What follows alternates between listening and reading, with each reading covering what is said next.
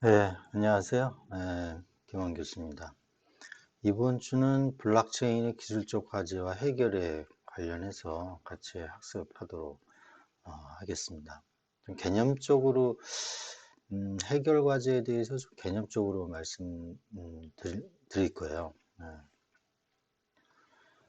자, 목차를 보면은 블록체인 트릴레마, 비탈리 부테린이 얘기한 트릴레마가 뭔지를 다시 한번 리마인드 차원에서 한번 간단히 말씀드리고요. 결국은 트릴레마 중에서 우리가 이제 스케일러빌리티 이슈, 이 디센트럴라이즈드 관련해서는 포기하면 안 되죠. 블록체인의 가장 추구하고자 하는 목표가 디센트럴라이즈잖아요. 그래서 뭐 비탈린 부텔릭이 뭐 얘기하는 다오라든지 이런 개념들이 나왔잖아요. 그래서 이거는 포기하지 않을 겁니다. 포기하면은 뭐 저 블록체인 뭐라 그러나요? 아주 고유한 순수한 블록체인이 아니라고 저는 생각을 하고요. 그럼 결국에는 스케일러빌리티를 어떻게 개선을 하느냐, 향상을 시키느냐, 그러니까 속도 문제죠. 결국은 트랜잭션의 속도를 지금의 예를 들면은 뭡니까 비트코인이라든지 이더리움, 비트코인은 거의 뭐 10분마다 한 번씩 이렇게 이제 확정이 되니까 블락이 생성이 되니까 이거를 뭐 카드 결제라든지 이런 데 은행 결제에 쓸 수 없잖아요. 그러니까 이더리움도 결국은 지금 뭐 10몇 초, 16초 이 정도가 걸리는데 이것도 이제 만족스럽지 않죠. 그러니까 이거를 이제 굉장히 한 1000배 이상 좀 빠르게 하겠다라는 게 이제 비탈리 부테린의 이제 야망이죠. 그거를 어떻게 이제 개선하려고 하는지에 대한 내용을 잠깐 말씀드리고, 시큐리티 이슈에 대해서 좀 말씀을 드릴 거예요. 시큐리티 이슈는 뭐 가장 큰 게 이제 어떻게 보면 거래소가 되겠습니다. 어쨌거나 여러분들하고 본 강의를 같이 학습을 하게 되면은 트릴레마 한번 이해할 수 있고, 확장성 이슈에 대해서 개선 연구 현황을 좀 개념적으로라도 좀 살펴보도록 하겠습니다. 그 다음에 보안 이슈 사례에 대해서 여러분들은 이제 파악할 수 있을 겁니다. 자, 트릴레마 관련해서 비탈리 부테린이 이제 얘기한 트릴레마는 여러분들 잘 이제 아시죠? 디센트럴라이즈드, 스케일러빌리티, 이제 스큐리티. 이 세 가지를 모두 만족하는 블록체인을 이제 구현하기는 쉽지 않더라라는 얘기죠. 그래서 이제 초창기에는 이 스케일러빌리티를 지금 향상시키기에는 좀 시간적으로 좀 부족했던 거죠. 그죠? 그동안. 그래서 이 디센트럴라이즈드를 어떻게 보면 이제 손을 댔던 겁니다. 예를 들면 뭐 뒤에 나오겠지만 그리고 이제 시큐리티는 당연히 이제 지켜야 될 영역 중에 이제 하나예요. 그러면 결국은 이 트릴레마 중에서 디센트럴라이즈드를 어떻게 할 거냐, 그 다음에 이 스케일러빌리티를 어떻게 할 거냐에 초점을 우리는 이제 맞춰야 될 겁니다. 시큐리티는 뭐 약화시킬 수 없잖아요. 계속 이제 보강을 해서 강화를 시켜야 되는 게 맞는 거고요. 그러면 여러분들은 어디에 이제 관심을 둬야 되냐면 이 스케일러빌리티에 관심을 둬야 돼요. 그래서 계속 여러분들이 블록체인에 대해서 어떤 논문을 쓴다든지 연구를 한다든지 이런 것들은 바로 이 스케일러빌리티입니다. 그래서 스케일러빌리티에 대한 컨셉을 이러한 현상들, 이러한 그 개선안이 나오고 있구나라는 걸 좀 공부하시면 좀 많이 도움이 될 거고요. 자, 향후에 우리가 지금 이더리움 2.0이 이제 곧 나올 텐데, 이 이더리움 2.0을 이제 보시면은, 이렇게 이제 적용이 되는구나라는 거를 이제 알게 될 겁니다. 자, 그 합의 알고리즘 비교에서 보면은, 트릴레마 요 세 가지만 다시 한번, 이것도 예전 강의 시간에 저희가 이제 말씀을 드렸고요. 다시 한번 리마인드 차원에서 얘기하는 겁니다. 자, 시간이 없는 상황에서 이 스케일러빌리티를 높이려니까 이제 디센트럴라이드를 이제 손을 어떻게 보면은 여러 가지 이제 아, 그 버전들이 나온 거죠. POW는 뭐 디센트럴라이드를 확실하고 포스트 디센트럴라이드 확실하고 근데 이제 스케일러빌리티를 높이기 위해서 이제 센트럴라이즈드가 이제 나온 거죠. 디포스는 델리게이티드 그 포스잖아요. 프루프 오브 스테이크에서 위임받은 사람들이 이제 하나하나씩 돌아가면서 블락을 이제 생성을 하는 거죠. 이 포스 경우는 여러분들 뭐 이제 잘 아시겠지만 프루프 오브 스테이크잖아요. 지분을 갖고 있는 사람들은 이 그 생태계가 어떤 블록체인의 그 메인릿이 붕괴되기 원하지 않죠. 자기가 예를 들면은 이 코인을 엄청 많이 갖고 있는데 이게 붕괴돼 버리면 자기가 뭐 금전적으로 이제 다 날아가게 되잖아요. 그러니까 이 생태계 즉 네트워크를 지키려고 이제 노력을 할 거라는 거죠. 그런 철학적인 배경에서 이제 그 포스가 나온 거고, 이 포스를 하자니 많은 사람들이 이게 이제 뭔가 밸리데이터라고 이제 얘기하는데 검증인으로 이제 나오니까 간접민주주의로 이제 디포스를 만들어서 대리자가 이제 투표를 해서 블락 프로듀스가 되는 거죠. 그죠? 블락 프로듀서. 블락을 이제 만든다라는 얘기입니다. 약간 용어들이 틀릴 뿐이지 내용들은 다 같은 얘기들입니다.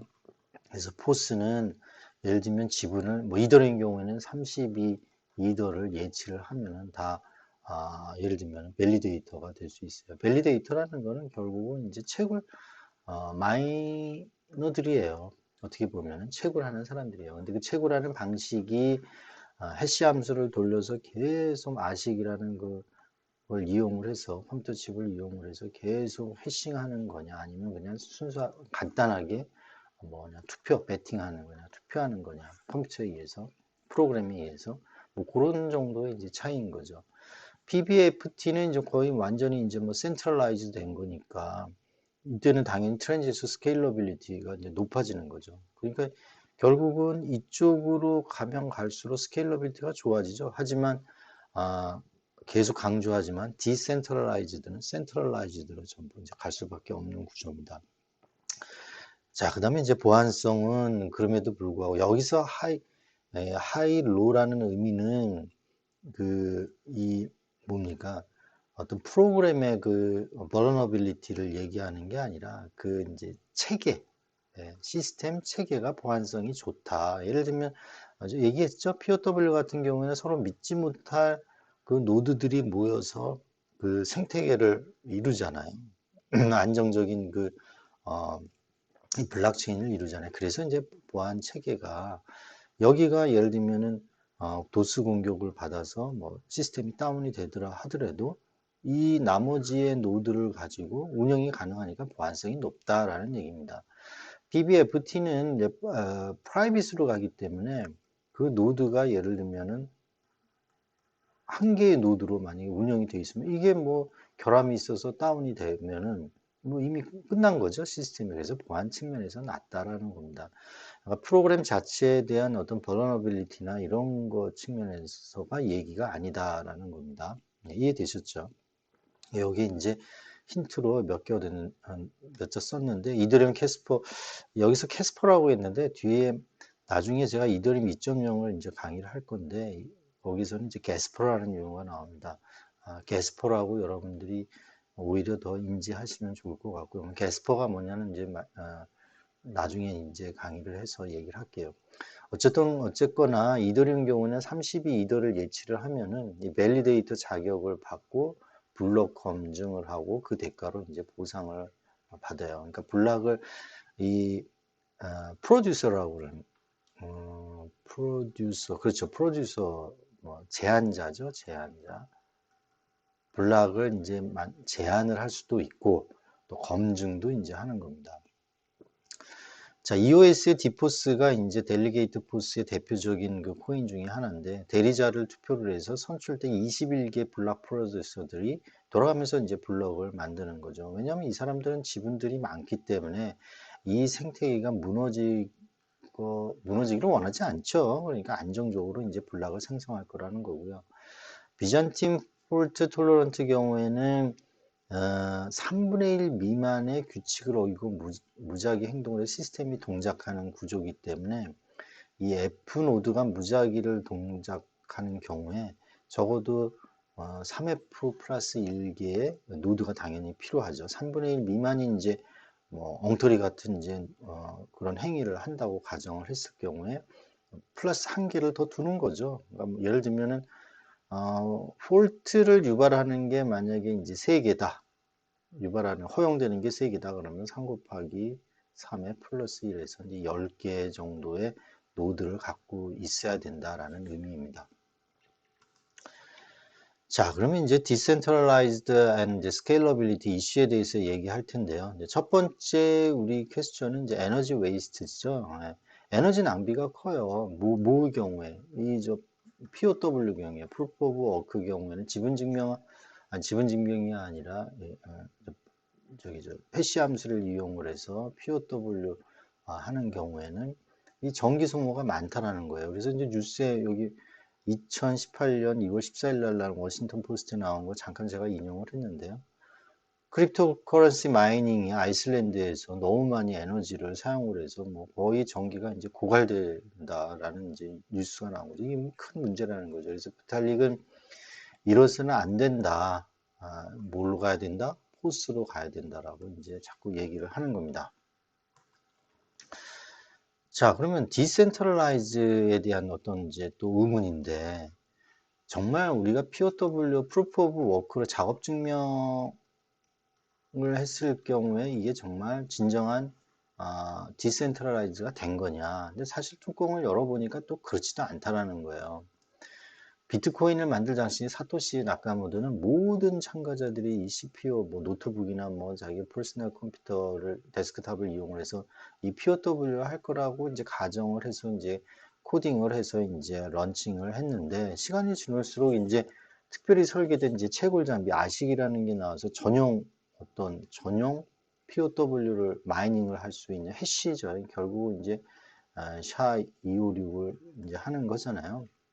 더블 그 SHA-256을 하는 건데 이 전용 이 칩이 나와서 이제 동작을 한다는 거죠. 그래서 여기 아래 그래프 보면은 차이나, 유나이티드 스테이트, 러시아 뭐 이런 이 안에서도 특별한 어떤 그 뭐 단체 기업들이 거의 채굴을 다 하고 있다라는 거예요. 그죠? 그리고 이제 일반적으로 이 비트코인이라든지 이더리움을 뭐 투자하는 사람들은 이 채굴자에다가 이제 투자를 하는 거죠. 그러면 이 마이닝을 이제 대응을 해서 그 n분의 1로 이제 나눠 갖게 되잖아요.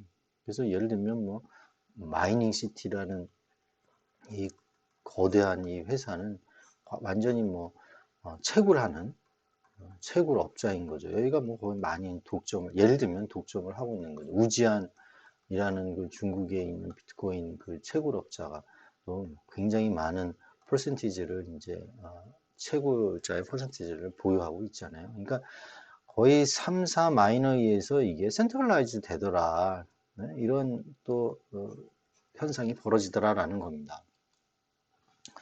그래서 이제 이런 진정한 디센트럴라이즈가 된 거냐라는 의문, 그 다음에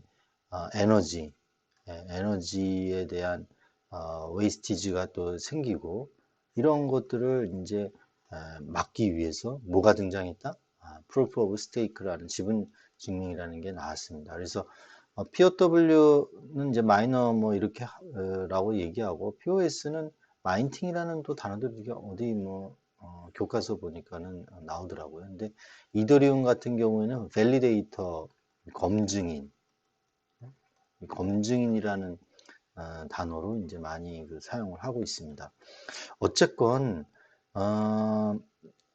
이 대량 통화를 소유하고 있는 이 참가자들은 이 통화를 가치를 지키기 위해서 이 시스템에 대한 신뢰성을 손실하지 않겠다. 지킬 거라는 전제가 바로 이제 POW의 이제 컨셉이 되는 거죠.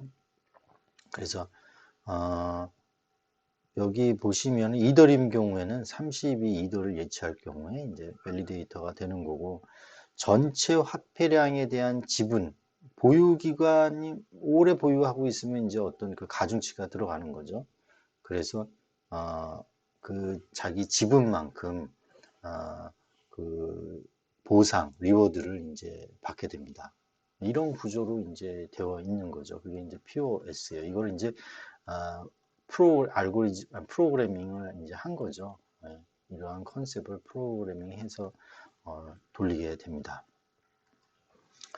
POS 어드밴티지는 이제 아식 등 이제 하드웨어를 사용하지 않아서 전기 낭비가 이제 없어지겠죠. 예, 참 좋은 것 같아요. 그렇지만 이 소수 마이너들, 여기서 마이너라는 건 밸리데이터입니다. POW 얘기가 아니라 POS의 이제 밸리데이터 장악할 우려가 이거는 POW의 마이너네요. POW의 마이너들이 네트워크를 잘 장악할 우려가 이제 사라지는 거죠. 그 다음에 이제 51% 마이닝 파워 공격이 있었잖아요. 여기에서도 이제 벗어날 수 있다라는 거죠. 왜냐하면 코인을 51%를 보유한다는 거는 거의 이제 불가능하다라고 보는 거죠. 돈은 엄청나게 많아야 되는데 그럴 수 없다는 거죠. 그다음에 스케일러빌리티, 빠른 트랜잭션 속도가 이제 높아질 거라는 겁니다.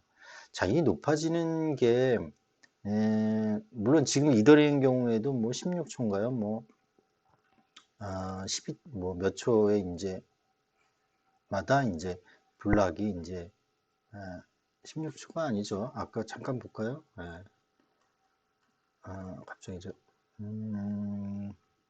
이더리움 경우에는 캐스퍼 경우에 지금 15초, 15초.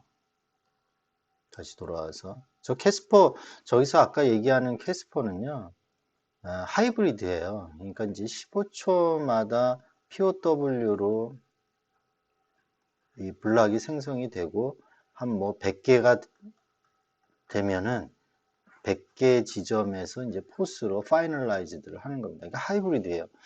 POW 플러스 포스로 하는 겁니다. 이걸 이제 우리 뭐 캐스퍼 FFG라고 이제 얘기하는 거죠. 비탈릭이 이제 제안한 참조로 이제 아시면 되겠고요. 어쨌거나 이게 스케일러빌리티가 이제 POS를 하더라도 그렇게 빨라지지는 않아요. 그렇게. 그래서 이제 이 스케일러빌리티를 포스와 그 다음에 플러스 어떤 다른 게 뭐가 있지 않겠느냐를 계속 이 전문가들이 이제 연구를 하는 거죠. 그래서 나오는 것들이 뒤에 나오지만 뭐 오프체인이라든지 오프체인의 예로서 뭐 플라즈마 뭐 여러 가지가 나옵니다. 온체인으로 이제 나오는 게 바로 이제 샤딩이고요. 결국 이더리움은 이 샤딩으로 이 온체인인 샤딩으로 이제 가게 됩니다. 그러니까 쉽게 얘기하면은 이 그러니까 이더리움 그 메인넷 있잖아요. 이 메인넷이 이렇게 이제 있는데 이 메인넷과 유사한 채널을 더 만드는 거예요. 샤딩 체인을 엄청 많이 만듭니다. 이거를 뭐 64개가까지 이제 만들게 지금 현재 만들어서 지금 테스트 돌리고 있는데 어쨌거나 이런 여러 가지 메인넷뿐만이 아니라 다른 이제 채널도 온체인으로 오프체인이 아니라 온체인으로 여러 개의 채널을 만들어서 병렬로 이제 처리를 하는 거죠. 병렬로 트랜잭션. 그러면 엄청나게 빨라지겠죠. 그래서 이게 뭐 1000배 이상 이제 빠르게 하겠다라는 게 비탈리 부테린의 이제 목표예요. 자, POS의 문제점은 nothing at stake예요. 우리 이제 스테이크는 지분이잖아요. 그래서 POS 지분 증명인데 이 at stake 하면은 무슨 위태로운 뭐 이런 뜻이더라고요. nothing at stake는 위태로움이 없는 거예요. 위험에 노출되지 않는 문제 또는 이제 다른 말로 뭐 잃을 게 없는 문제. 왜 그러냐면 POS 경우에 이렇게 이제 포크가 났어요. 그러면 어디에다가 이 지분을 갖고 있는 사람이 예를 들면 이쪽에 많이 그 투표를 하게 되면은 자 이쪽에 이제 인정을 받아서 블락이 생성이 돼서 일로 이제 연결이 되겠죠. 그런데 나싱의 스테이크는 이 밸리데이터들이 포크가 발생했을 경우에 양쪽 다 투표를 하는 거예요. 나는 여기도 하고 여기도 하겠다. 왜 그래요? 이렇게 많은 보상 리워드를 받기 위해서. 예. 이게 이것도 인정받고 인정받으면 거기에 대한 보상을 이제 밸리데이터들이 받잖아요. 그렇게 하더라도 오히려 이제 포크를 조장을 하는 거죠. 이렇게 되면은. 그죠? 어느 한쪽이 계속 이제 투표를 해서 이쪽으로 가게 되고 이거는 이제 그냥 분기된 여기에서 끝나야 되는데 계속 이렇게 되면 어떻게 됩니까? 리워드는 계속 받고 안정적인 그런 어떤 체인이 안 되는 거죠. 이런 게 바로 나싱의 스테이크예요. 나싱의 스테이크. 그러니까 여기 보면은 양쪽에 모두 투표하는 가장 많은 보상을 받기 때문에 한쪽에 합의하고 그걸 조장하는 이제 문제가 이제 발생이 됩니다. 이 나싱의 스테이크를 뭐 문제 해결하는 거는 바로 이제 예치금 제도를 도입을 했어요. 예치금 도입을 하고 예를 들면 슬래싱이라고 하는데 이 슬래싱은 예를 들면은 악한 행동을 하거나 뭐 이중지벌을 하게 되면은 이 예치금을 모두 몰수당하는 그런 제도입니다.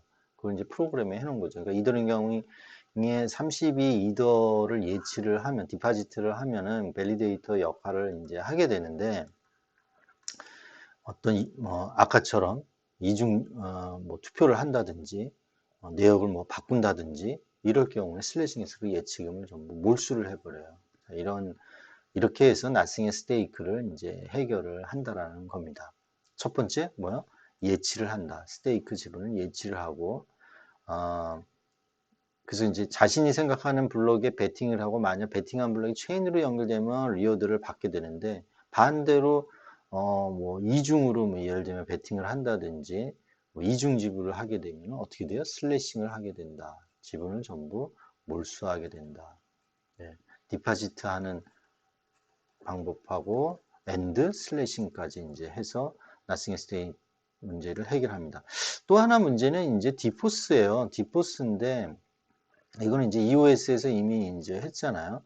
대의자 투표를 해서 그 선출자 대표자들이 21명의 이제 그 뭡니까 블락 프로듀서를 만들어서 얘네 이 21명의 사람일 수도 있고 뭐 기관일 수도 있고 이런 거죠.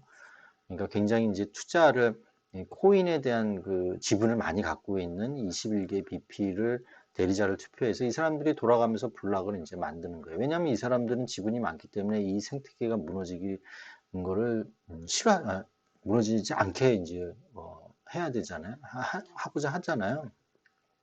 그래서 이러한 이제 어떤 간접 민주주의 뭐 이런 것들을 이제 도입을 하게 됩니다.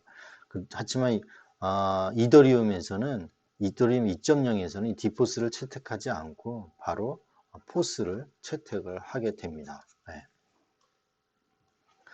자, 그러면 스케일러빌리티가 이제 뭐가 있을까? 아까 이제 디센트럴라이즈드를 예를 들면 이 퍼블릭에서 뭐 프라이빗으로 간다든지 뭐 디포스로 예를 들면 디포스가 아니라 뭡니까? 하이브리드죠. 어떻게 보면은 네. 이런 식으로 간다든지 뭐 하면은 좀 성능이 좀 나아졌었잖아요. 근데 그 말고도 어떤 성능 향상을 위해서 노력을 하는지를 좀 간략하게 이제 생각을 해보겠습니다.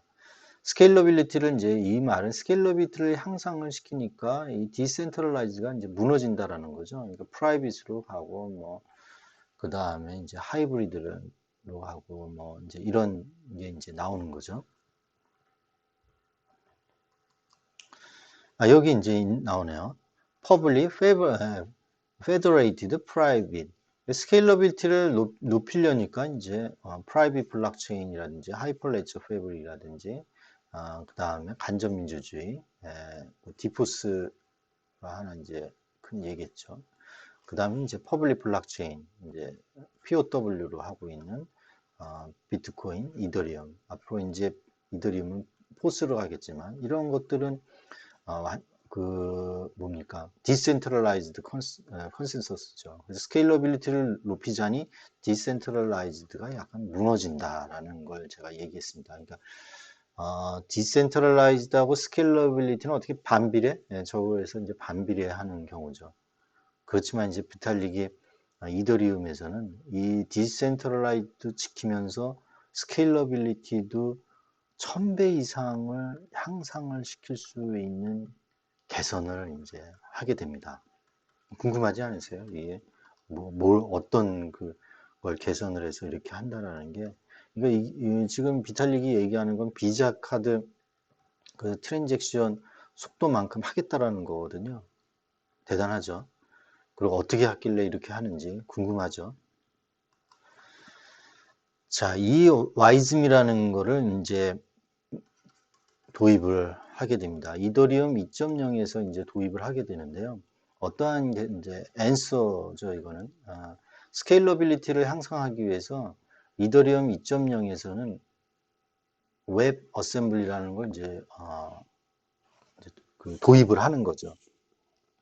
이 EVM에서는 스마트 컨트랙트를 예를 들면은 솔리디티 랭귀지로 이제 만들면 그냥 컴파일해서 EVM에서 돌아갈 수 있는 바이트 코드로 이제 만들게 되는데 아주 간단한 연산 같은 작업도 복잡한 이게 256비트 문자열로 변화라는 이 번거로움을 이제 거쳐요. 근데 이 와이즘은 이제 스마트에 사용되는 와이즘이라는 게 이제 2015년에 이제 처음 발표가 됐는데 이 월드와이드 컨소시엄에서 이 네 개사가 이제 중심이 돼서 이제 표준화를 진행을 하고 있습니다. 그러니까 이제 그 거의 요 회사들은 뭐예요? 그 인터넷 익스플로러를 그 개발하는 데죠. 애플, 구글, 마이크로소프트, 모질라 이런 데 뭐, 파이어폭스 뭐 라든지 그다음에 인터넷 익스플로러라든지 크롬이라든지 뭐 이런 거 웹브라우저를 개발하는 회사잖아요. 여기가 중심이 돼서 웹브라우저에서 그 웹 어셈블리를 이제 이해할 수 있는 그러한 거를 지금 와이즘이라고 하는데 그거를 이제 표준화를 하고 있습니다. 그래서 이제 비탈릭이 EVM 1.0을 개선을 해서 2.0에 그 웹 어셈블리를 이제 지원할 수 있는 거를 이제 도입을 하는 거죠. 그렇게 되면은 이 EVM에서 프리컴파일이라는 중간 과정이 없어지기 때문에 속도가 이제 빨라진다라는 겁니다. 그러니까 속도 향상을 위해서 뭐 여러 가지를 다 하는 거죠. 그죠? EVM도 이 와이즘이라는 걸로 이제 개선을 하고 그 다음에 이제 가장 중요한 거는 또 오프체인 스테이트 채널이라는 또 어떤 컨셉을 이제 들어오게 됩니다. 예를 들면 이게 이제 메인 체인이 되는 건데 메인넷이죠. 네, 메인 체인 어떻게 메인 체인이죠. 여기에 이제 블락이 이제 생성이 되지 않습니까? 블락이 생성이 되면은 이 블락 안에 이제 트랜잭션이 이렇게 이제 있겠죠. 자, 그런데 이런 거는 전부 이제 온체인이란 말입니다. 그런데 첫 거래하고 마지막 거래만 블록체인이 기록하고 중간 트랜잭션은 기록에서 생략을 해버려요. 그리고 이거는 그냥 오프체인이에요. 오프 체인인 상태에서 트랜잭션을 일으키는 거죠. 그러면 이 중간에서 일어나는 거는 이 메인넷의 트랜잭션에 기록이 돼야 안 돼요. 기록이 되지 않습니다. 네. 기록이 이제 안 되는 거예요. 그러니까 이거는 수수료도 없고 굉장히 빠르게, 그러니까 블록체인 외부에서 일어나는 이제 거래들이죠. 이거는 어떻게 돼요? 굉장히 어떻게 보면 이제 소액 결제, 소액 결제를 하면서 트랜잭션 피도 없고 굉장히 스피드 업 할 수 있다라는 겁니다. 왜냐하면 이 두 사람 간의 어떤 약속에 의해서 거래가 이루어지기 때문에 굉장히 빨라질 수 있어요. 근데 이거 어떤 개념적으로는 이런데 이걸 실제 어떻게 하는지는 잠깐 이따가 말씀드릴게요. 어쨌건 오프체인 스테이트 채널이라는 어떤 개념을 이제 도입하기를 시작을 합니다. 그래서 비트코인은 라이트닝 번개 네트워크 해갖고 라이트닝 네트워크라는 거를 이제 도입을 하게 되고 그래서 거래 속도가 빨라져요. 100만 분의 1초가 이제 지연이 되는 수수료가 거의 없고 과부하 문제도 해결되고 근데 이제 수신자가 이 A하고 어떤 앨리스하고 밥이 트랜잭션이 일으켜질 때 당연히 받는 이 밥이 오프라인 상태가 되면은 상황이면은 이게 라이트닝 네트워크 지불 시스템이 진행이 안 돼요. 그런 이제 단점이 있습니다.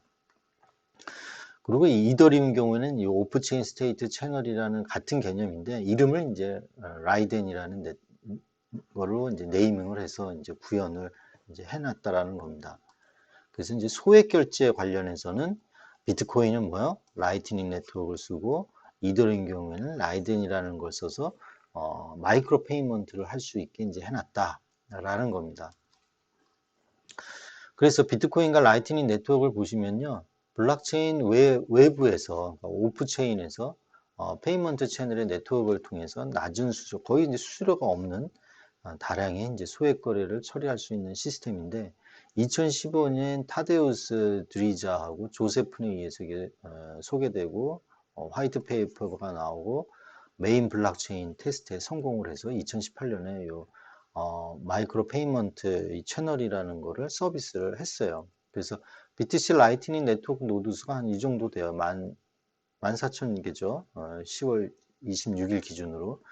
그 다음에 라이트닝 네트워크 채널 수는 한 이 정도로 이제 쓴다라는 거죠. 채널이 오프체인으로 뭐 생겼다가 없어졌다가 생겼다 없어졌다 하니까 앨리스하고 밥이 서로 합의를 해서 이런 라이트닝 네트워크 오프체인 채널을 이제 만드는 거죠. 이렇게 만들어서 또는 뭐 캔디하고 데디가 또 채널을 만들고 그래서 여기서는 소액 결제가 이제 일어난다는 겁니다. 오프체인으로 앨리스와 박간에도 이렇게 일어나고 그러면 D하고 또 E가 뭐 E하고 예를 들면 F하고 또 채널을 만들어서 또 소액 결제가 이제 트랜잭션이 일어나고 이거는 오프체인으로 다 된다는 그런 것들이 35,000개라는 거예요. 그리고 이 라이트닝 네트워크 노드가 이런 걸 하는 노드가 14,000개가 된다라는 얘기입니다. 화이트 페이퍼 라이트닝 네트워크의 스케일러블 오프체인 인스턴트 페이먼트에서 조세프하고 테디어스 드리자가 이렇게 페이퍼를 낸 거고요. 한번 여러분들 블록체인에 대해서 어떤 뭐 논문을 뭐 생각하고 있다 그러면 한번 읽어보시면 좋을 것 같고요. 자, 그러면 라이트닝 네트워크 페이먼트 채널 이 오프체인이 뭐 같은 이제 용어에서 제가 이렇게 나열을 한 거고요.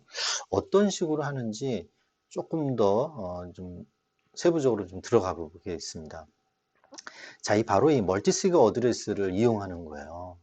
우리 배웠죠? 멀티시그 어드레스. 멀티시그 어드레스는 이 앨리스 퍼브키하고 바브 퍼브키로 락킹 스크립트를 만드는 거잖아요. 그러면 이거를 트랜잭션 인풋으로 가지고 와서 트랜잭션을 예를 들면 일으키려면 어떻게 해야 돼요? 결국은 앨리스의 전자서명과 밥의 전자서명이 있어야만이 트랜잭션이 뭐 예를 들면 뭐 캔디한테 뭐 보낸다.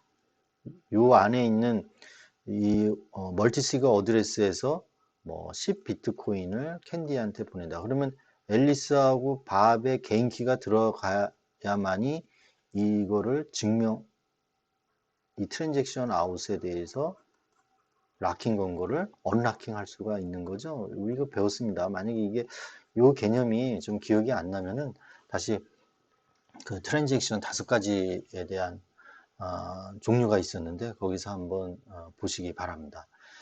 그렇죠? 앨리스하고 밥이 이거를 개인키를 갖고 있어서 증명을 해서 언락킹 스크립이 돌아야만이 캔디한테 보낼 수 있는 거죠. 그걸 이용을 한 거예요. 자, 그래서 앨리스는요, 앨리스 어드레스에서 이 멀티시그 어드레스로 오프닝 채널을 해서 뭐예요?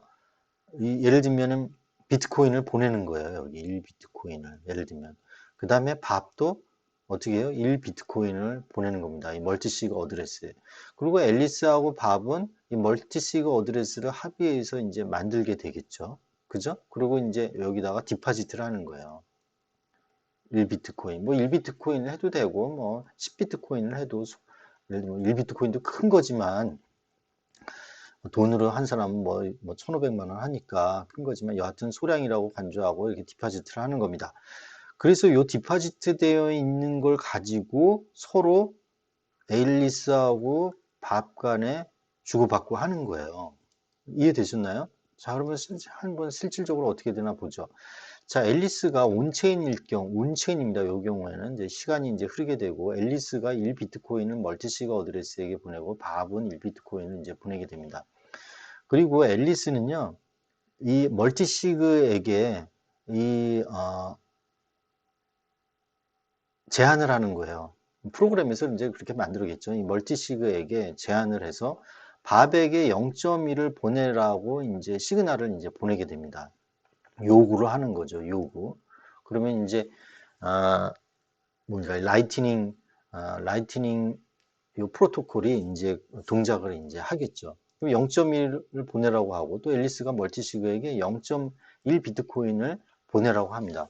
그럼 이 경우에 자, 이거는 멀티시그이기 때문에 앨리스도 동의를 하고 밥도 개인 키로 사인을 해야만이 명확하게 이 밥에게 갈 수 있는 거죠.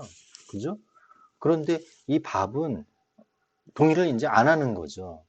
자, 안 하게 되면은 이 라이트닝 프로토콜에서 그냥 멀티시그에서 밥에게 0.2만 이렇게 이제 주게 됩니다. 이 오프 체인 상태에서. 그런 거를 이제 이용을 하는 거죠. 자, 그러면 앨리스의 1 비트코인은 0.3이 이제 빠져나가게 되니까 0.7이 될 거예요. 그죠? 그리고 나서 또 밥은 0.3을 앨리스에게 보내라고 멀티시그에게 이제 요구를 하는 겁니다. 0.1을 보내라. 그러면 어떻게 돼요? 밥은 1비트코인에서 0. 여기 아까 0.3이 왔으니까 1.3으로 갔다가 0.5가 빠져나가니까 0.8이 될 거고 이 0.7 비트코인은 0.5가 오니까 1.2로 될 거예요. 그러니까 요런 오프체인 상태에서 스테이트가 이렇게 되는 거죠. 그죠? 네. 그 다음에 이제 우리 이 오프체인을 이제 끝내겠다. 끝내면은 이제 온체인으로 가는 거죠. 온체인으로. 그러니까 메인넷 블록체인으로 다시 이제 돌아가는 거죠. 그러면은 어떻게 됩니까? 이 멀티시그 어드레스에서 앨리스가 예를 들면 프라이빗 키로 개인 키로 이제 결제를 하고 전자 서명을 하고 밥도 마찬가지로 전자 서명을 하면은 바로 1.2 비트코인은 앨리스로 가고 0.8은 밥으로 간다라는 겁니다. 그러니까 이 중간에 오프체인에서 일어난 거래는 뭐 수수료가 없고 트랜잭션 피가 없을 수 있고 그다음에 오프체인이고 스피드는 굉장히 빨리 되는 거죠. 뭐 마이닝을 하는 게 아니니까요. 오프체인에서 일어나는 거니까. 자, 이런 식으로 멀티시그 어드레스를 이용을 해서 오픈 체인에서 이제 거래를 빠르게 할 수 있다라는 겁니다. 이해되셨죠? 자, 요거는 제가 이제 설명한 내용이 이제 들어간 건데 한 가지만 이제 리뷰를 하면은 앨리스가 멀티시그 주소로 1 비트코인에서 0.3 비트코인, 아까 이제 0.1, 그다음에 0.1을 합쳐서 0.3이라고 제가 쓴 거고요. 0.3 비트코인에 대한 지불을 밥에게 이제 제안을 하는 거죠. 밥에게 하라고 누구에게요? 멀티시그에 제안을 하는 겁니다. 그래서 밥에 이제 서명이 없으면 그 트랜잭션은 온체인에서 이제 완료가 되지 않는 거죠. 그래서 라이트닝 네트워크 프로토콜은 트랜잭션이 완료된 것으로 이제 처리를 하는 거죠. 누구에게? 밥에게 앨리스가 밥에게 결국적으로 0.3 비트코인이 지불된 것으로 이제 처리를 한다는 거죠. 앨리스가 아니라 이 멀티시그에서 이렇게 0.3으로 간 게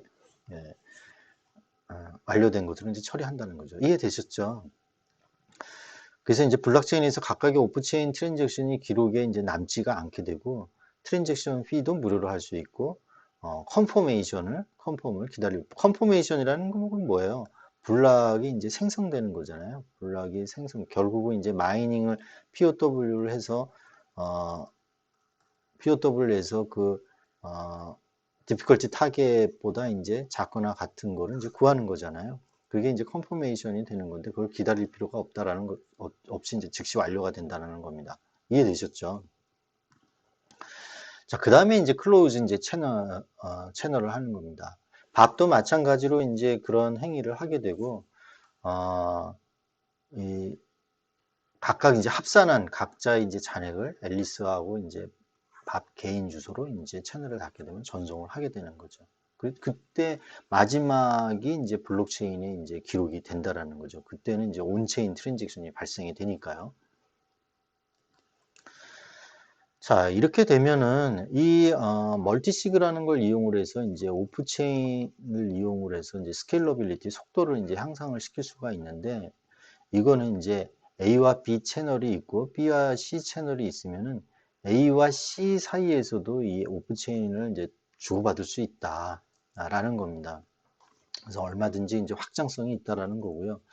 다만 이제 상대방에 대한 어떤 비신뢰인데 멀티시그에 들어있는 그 비트코인이 양쪽이 서명할 경우를 제외하고는 상대방이 일방적으로 가져갈 수가 없잖아요. 그죠? 이 멀티시그에 대한 그 특징이 그렇잖아요. 그죠? 그래서 상대방이 예를 들면 앨리스하고 이제 밥 간에 이 멀티시그를 이용을 해서 오프체인으로 해서 주고받고 했어요. 이렇게.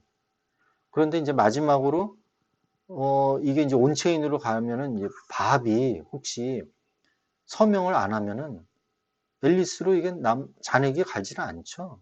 그죠? 또 뭐 앨리스가 예를 들면은 서명을 하지 않으면 밥에게 가지를 않아요. 네? 그런 이제 의심성이 있을 수 있다 이거죠. 그걸 이제 막기 위해서 체크라 타임 베리파이라는 걸 넣어놨습니다. 일정 시간이 지나도 상대방이 없으면 바로 이제 찾아갈 수 있는 그런 거를 이제 프로그래밍 해놨다라는 겁니다. 참고하시면 되겠습니다. 자, 그 라이트닝 네트워크 프로토콜 말고 이제 이더리움에서는 이제 라이덴이라는 거를 이제 사용을 한다라는 거고요. 컨셉은 이제 거의 같다라고 보시면 됩니다. 일본의 이제 라진이라는 데서 유래가 된 건데 이게 일본 신화에서 뭐 천둥의 신이래요. 이게 비트코인에서 이제 천둥, 라이트닝, 번개 뭐 이런 의미로 이제 하니까 라이덴이라는 이름을 이제 유사한 걸로 해서 이제 빠르다라는 거 의미로 이제 이렇게 네이밍을 한 것 같아요. 이거는 이제 이더리움의 모든 ERC20 토큰 전송을 해서 이제 오프체인 확장을 위해서 확장성, 스케일러비티 확장을 위해서 이제 만든 거고요. 이러한 특징들이 있습니다. 스케일러빌리티는 매초 100만 개 이상의 트랜잭션이 가능하고 굉장히 빠르죠. 굉장히 빠르고 공개 장부에 이게 기록되지 않으니까 어떤 익명성이 있는 거죠. 어나니머티. 네, 익명성이 있고요. 아주 트랜잭션 피도 여기서 이더리움 경우에는 트랜잭션 피를 아주 낮게 해놨네요. 무료로 하지 않고 로우 트랜잭션 피로 해서 낮은 수수료로 마이크로 페이먼트가 가능하게 한 게 바로 라이덴입니다. 근데 뭐 라이트닝 네트워크 프로토콜하고 거의 유사한 개념이라고 이제 보시면 되겠습니다. 네, 1교시를 여기서 이제 마치고요. 2교시에서 한 5분간 쉬었다가 다시 2교시 다시 계속 하도록 하겠습니다. 수고하셨습니다.